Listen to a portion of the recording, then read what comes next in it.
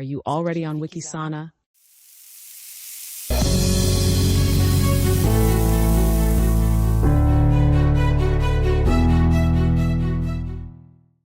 Welcome, dear viewers, to our natural medicine format. Today we will talk about iron deficiency. There are many misinterpretations. Let's take a look at this in depth with Alexandra Kotthaus. She is a leading doctor at the BioMed Center Sonnenberg in Schwelbrunn. She is a specialist in general medicine and also a specialist in psychotherapy and psychiatry. An important topic. Stay tuned. Hello, dear Alexandra. Hello, Silvia. I'm glad you're back. The conversations with you are always so comprehensive and refreshing. You always give me new perspectives. Iron deficiency is a common topic. As you said at the beginning, it is often looked at and often misinterpreted. Yes. Iron deficiency is relatively common, but many symptoms are also attributed to iron deficiency. Iron deficiency is what many people can still diagnose, or even home doctors often diagnose it. But sometimes they also misdiagnose or interpret it. But this is still something that can be grasped. When someone comes with the symptom of fatigue, the most common cause of iron deficiency is bleeding. In any way. In women, of course, also severe menstrual bleeding, but also gastrointestinal bleeding. There are also sicker bleeding in the gastrointestinal tract, sometimes a little, not that it is obvious and that you have lost a lot. This also happens more often than is generally accepted. Also by taking painkillers, for example. If you attack the formation of the mucous membrane in the stomach, you are not completely out of the matter. You take this acid blocker. In the duodenum you can still bleed. But that's one part. In general, any type of bleeding is the biggest cause of iron deficiency. The second most common cause, if there is no source of bleeding, is not necessarily malnutrition. Yes, it's too little. Oh, you're a vegetarian or a vegan? No, then you definitely have it. Incidentally, that's not true. Vegans have less iron deficiency than vegetarians. Milk is a complex former and binds iron. Then you don't take it anymore. If you are a vegetarian and want to increase your iron intake, then you take iron-containing foods without milk products. But there are plant-based foods that contain a lot of iron. There are people here and there where I used to say maybe they absorb iron from meat a little better. When I talk about meat, I only mean red meat. There is also the idea you could improve your iron level with chicken. You have to say chicken meat has an iron level on the level of vegetables. And oats and millet actually have twice as much iron as red meat, for example. In earlier centuries, it was said oats make men out of steel. Certainly because of the iron content, but also because of the protein content. So there are possibilities. There are an incredible number of people who eat oats for breakfast. Well, there are also many who combine it with milk products. It's not the art of the absolute amount, that we wouldn't get enough of it per day. And the body is also like that. If there is a deficiency, then maybe the body doesn't spend as much of the iron or vitamins. I thought about it many years ago. When I saw the tables from the DGE, what is recommended, to take vitamins every day, then I took the calculators and said, it's actually not possible to take so much of it. Or you don't do that every day. You think about what it would look like if you stick to the tables, what you would have to eat every day. And somehow it's difficult. And most people are still far from that. At that time, I already thought about it. But the daily requirement of vitamin B12 is ridiculous. That's by far not enough. But it doesn't matter. With eating, you can get iron. That's not the problem. The second most common cause of iron deficiency is chronic virus infection. And they can make you tired, of course. But now we have the symptom of fatigue. A woman goes to the doctor. She has a ferritin, which is not optimal, and has no anemia but is tired. And the doctor says we need an iron infusion. He finally found something. Sorry if I say that. We have a male-dominated medicine, and men are basically makers. But they just feel better if they can do something. And then the woman feels better. While women can endure better and can sit things out, then it doesn't get better right away, but maybe more success in the long run. And that's not a bad trait of men. Men do that because they are much more sensitive than women, and actually can't see women suffering.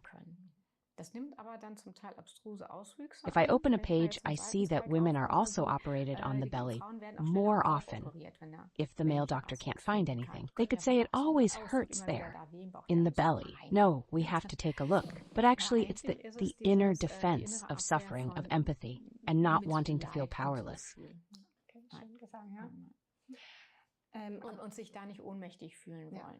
That's 1,000 times worse for men than it is for women. Back to the topic, a woman gets an iron infusion, and then it gets better after 2 weeks. I always tell women who have experienced that after 2 weeks it gets better, and then it goes down again. What have I done there? First, I threw something into the system. Iron is certainly not only in the good hemoglobin, even if its color suggests it, but responsible for oxygen transport and other processes in the body.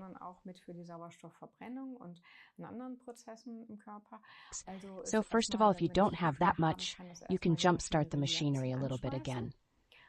And then comes the big crash, because what did I do in the background? I fed my viruses. That was my question. What is the connection with the iron and the virus? Yes, they think it's great. They like metals. They take the iron, but they also take heavy metals. And we usually have everything in us. And we also have a little bit of viruses in us. And then I can feed them with it. That means there can now also be the chronic viral infection. The mitochondria can't work properly. What is also known as the second most common cause of fatigue is the B12 deficiency. So if the iron deficiency is already misinterpreted, the B12 deficiency becomes even worse, misdiagnosed and usually overlooked.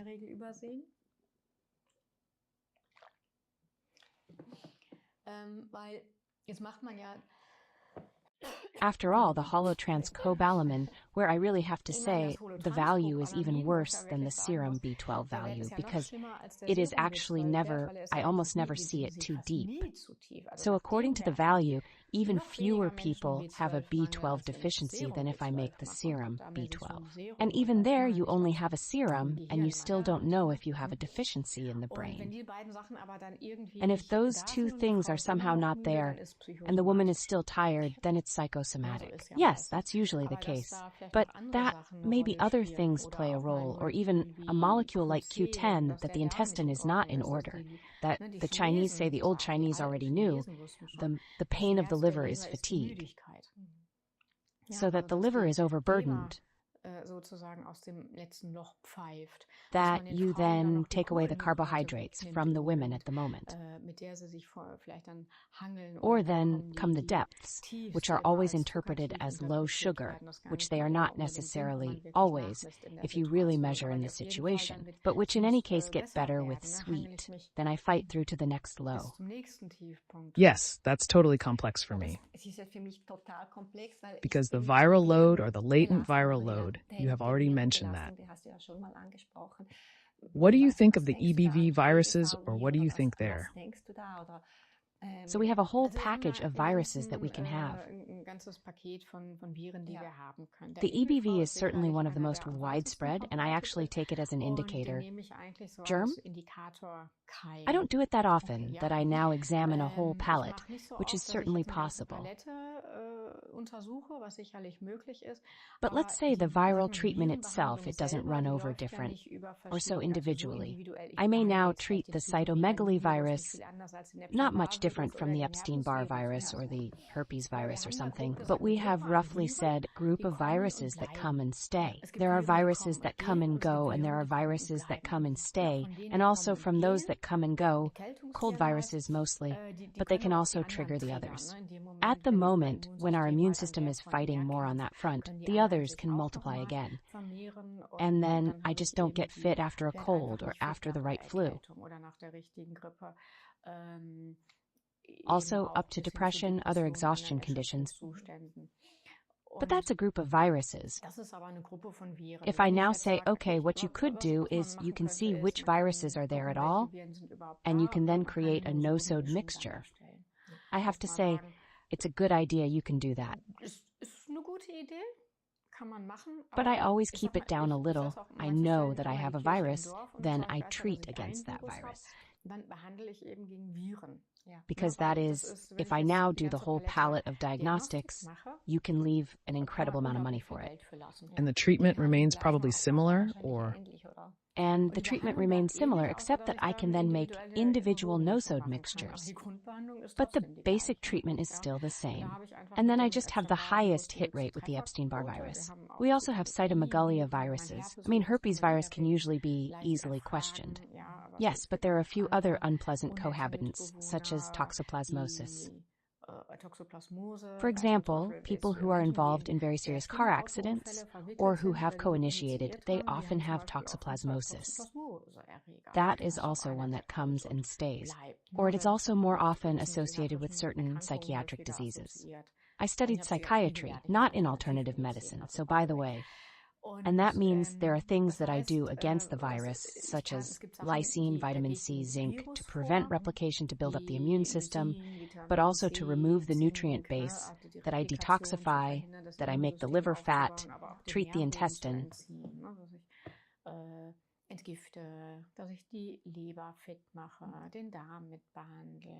And so, if I understand that correctly, because you said that these are the viruses that come and stay, you can just put them in a sluggish state or push them back, or did I get that wrong?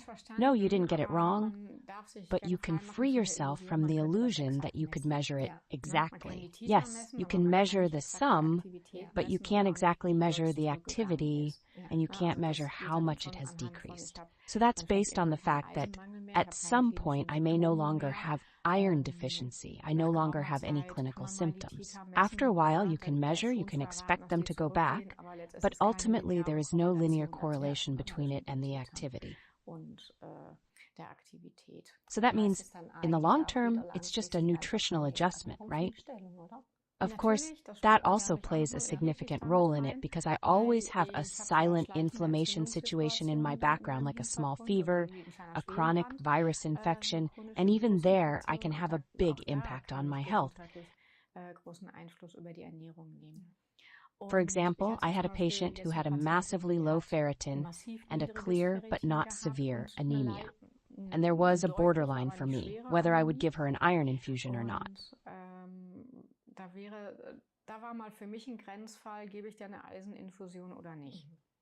I'm very reserved about that.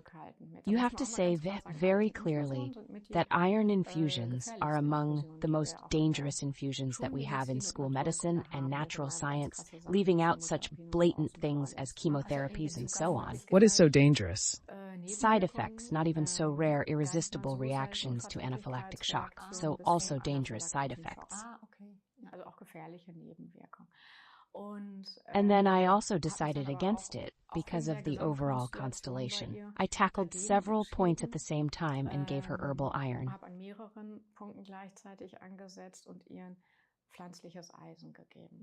And with herbal iron, you have to say that there are very, very many manufacturers that write herbal iron on their packaging and don't have herbal iron in there, but only plants plus iron.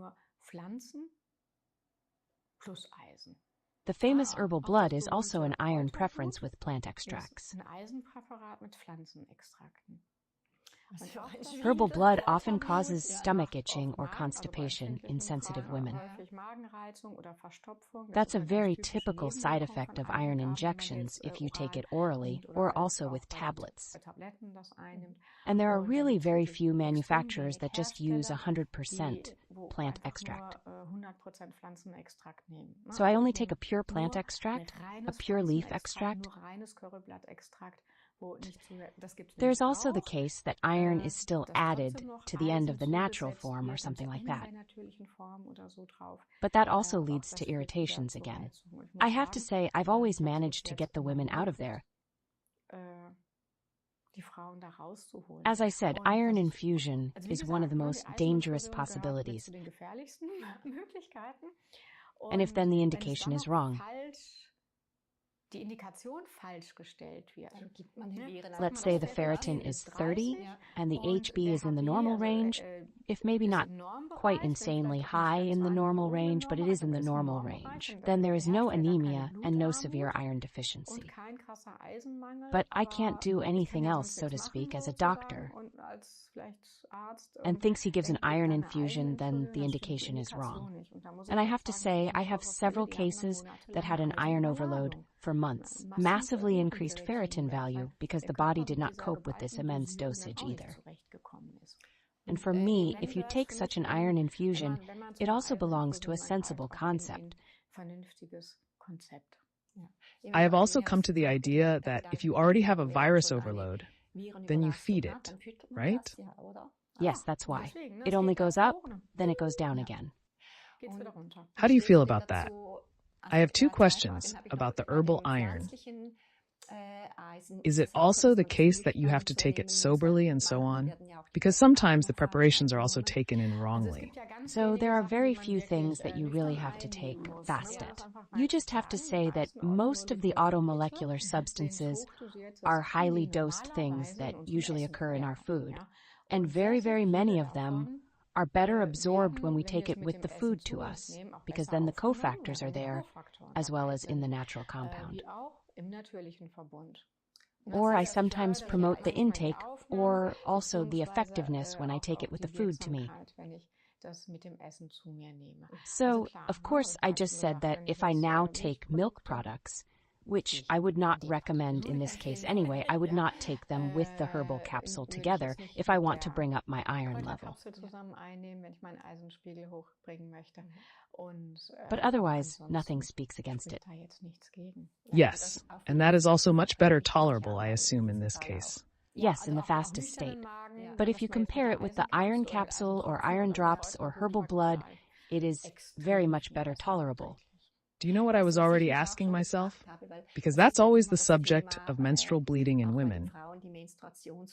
But that's also something natural, isn't it?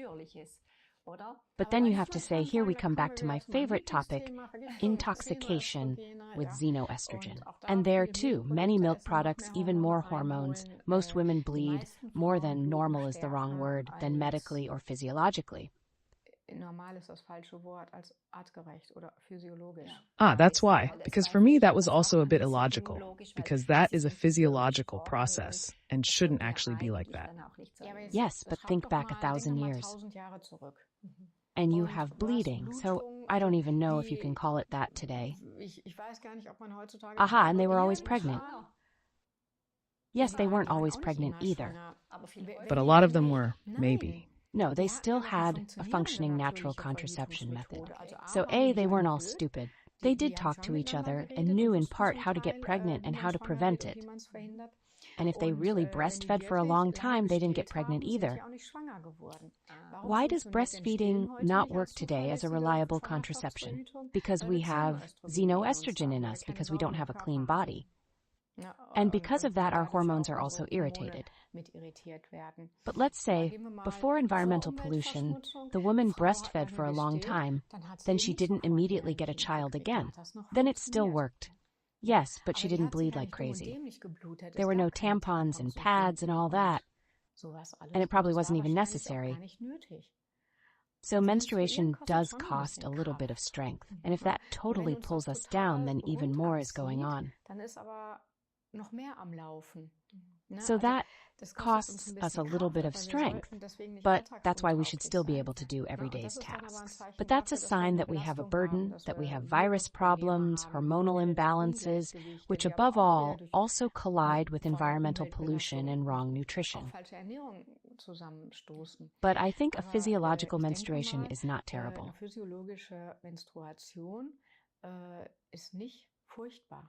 For me, it wasn't a bleeding or a bleeding out or a HB-relevant bleeding.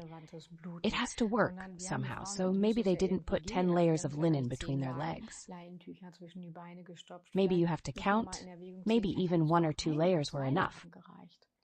Very exciting, also this point of view, because if you say that now, then I really take it seriously. Also, many young women I know, it's just like normal, that they say, now I feel bad, I bleed so much, I don't do that now. Let's talk about it. How many women say I bleed like crazy? No, certainly not. It's certainly not normal. It shouldn't be normal. It is normal, but it's not physiological. Or all the menstruation disorders, when the puberty starts, and the first menstrual bleeding, yes, until it settles, it just takes a while. How many puberty patients get the pill because they bleed too much? How many puberty patients can't participate in sports lessons because it's too strong? That's not normal. It shouldn't be normal. Let's keep it that way. Menstruation blood doesn't have to be dark. Menstruation blood, if you don't have an antioxidant deficiency and don't have a massive need for detoxification, can also be light red. And there shouldn't be any coagulants floating around in it, little blood clots and stuff. Now, we have just touched on a completely different, important topic, but the time is, unfortunately, always a little longer with you. But it's so exciting. But I think back to the iron, you really opened up something new for me. All these aspects with the virus burden.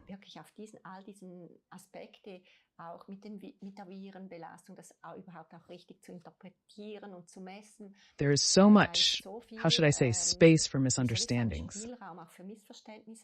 And I really thought it was great that you really explained it to us. And the bleeding in young women, that was really a topic that I always asked myself. And there we opened up something else, but also a very important aspect. Thank you very much. You were here, Alexandra, and I'm already looking forward to the next show. Dear viewers, thank you very much for being here. And I think maybe you, like me, got a lot of important new information, and I hope you can draw something out of it and benefit from it. Thank you for being here, and I hope to see you again.